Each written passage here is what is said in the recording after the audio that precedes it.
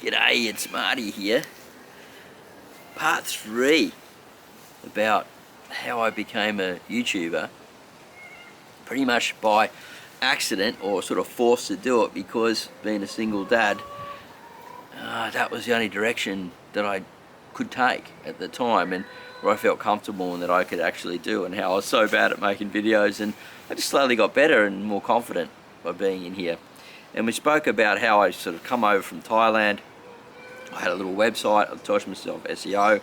I then was forced into, because being a single parent and no one around to help me, I had a disabled daughter, I had to work from home and be around for her as much as I could and build an income. And I just slowly built it up over time. So if you want to catch up on those stories, you'll find it video 1 and video 2 on this channel. But where we're up to now is the shift. Now, I don't recommend shifting your channel on YouTube like I done, but it can really hurt your channel. But we didn't know in those days, right? YouTube was still pretty new. I'd been in it for a couple of years, monetized. I was making a small income as an apartment gardener, small space gardener. I love small space stuff because I studied agriculture, agribusiness in around the year 2000 and did my diploma in that. And my thesis was on 1 acre farms.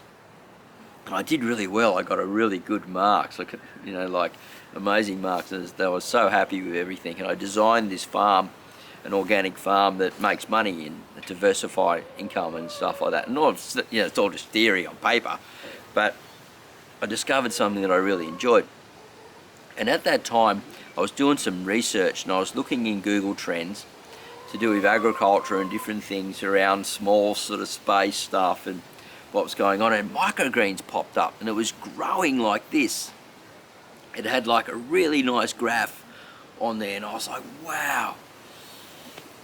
Oh, excuse me, I need to do that burp. I've been waiting for that for a while. Come on, when's it coming out? Anyway, don't leave. This is raw and real, right? So the graph was going up and I was like, wow, there's a real opportunity here. I can learn how to grow microgreens because I'm a horticulturist by trade and I know how to raise seedlings. And there was no one really doing it. There was no information on YouTube about it really, and I was like, I can figure this out. I'm going to do it and I'm going to share the journey in Marty's garden.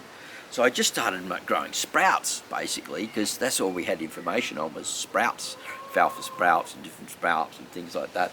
And I started getting these hay bales and I was putting little couple of inches of compost on top and then sprouting these sprouts and then tasting them and eating all the different ones. And I was like, this is pretty cool, this is working. And I was getting extra food to put on the table as well, and it was tasty and I could buy the seeds and things, until eventually I figured out that you can grow these things in trays and you cover the tray, so a plastic tray, and you cover the tray over and make it dark, and then I'd have another tray underneath. It's a water something coming up, and man, I tell you, I figured it out and it was something I could scale.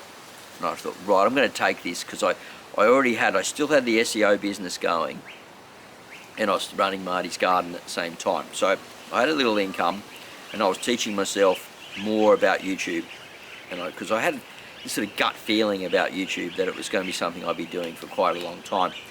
So I went to some restaurants, I gave them some trial packs, worked out a price, gave it to them for free and said, just trial it, put it on your food and stuff like that. They loved it.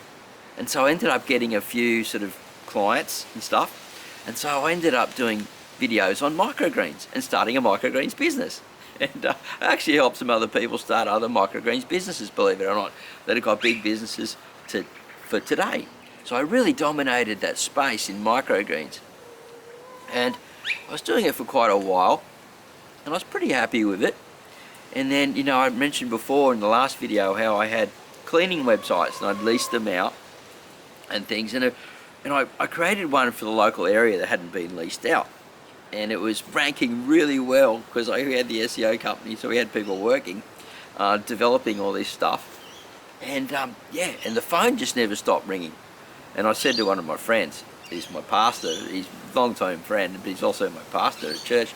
I said to him, mate, I said, the phone never stops ringing. He did cleaning for a long time. He said, mate, you got to do it. So anyway, I'm running Marty's garden. We're running some cleaners. The phone's ringing hot. We've got some SEO stuff going on, and I've got too much going on by then. But probably the microgreens business was the one that was not as profitable, because it was just turnover. You had to just keep growing 2 or 3 lots a week and deliver them out. And so the SEO business and the cleaning business was doing the best.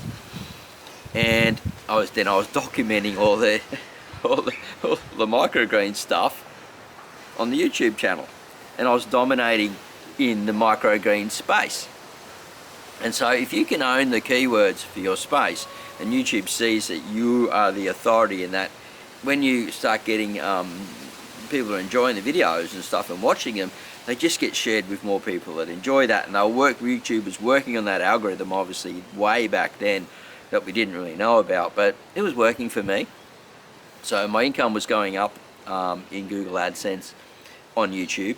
My subscriber base was going up, and then I got sick. I got really, really sick. Man, it was hard, I'm telling you. So yeah, did I keep YouTube going? What happened next? And I'm going to share with that in my next video, right? So stay tuned, come and watch it. If you've turned into this video and you haven't seen the others, go back to the first one, watch the series and go through so you can follow the story if that interests you.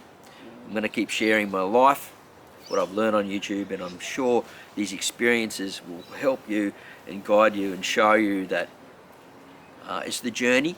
It's not always about the money. We can make some money and different things. I'm coming in raw and real, my beanie and jacket, my backyard, because I filmed Marty's garden here with 64,000 subscribers now, and I've got a few other channels going too, and they're all an experiment. Stay tuned. We're going to share the next part of the journey here on YouTube. Alright, bye for now.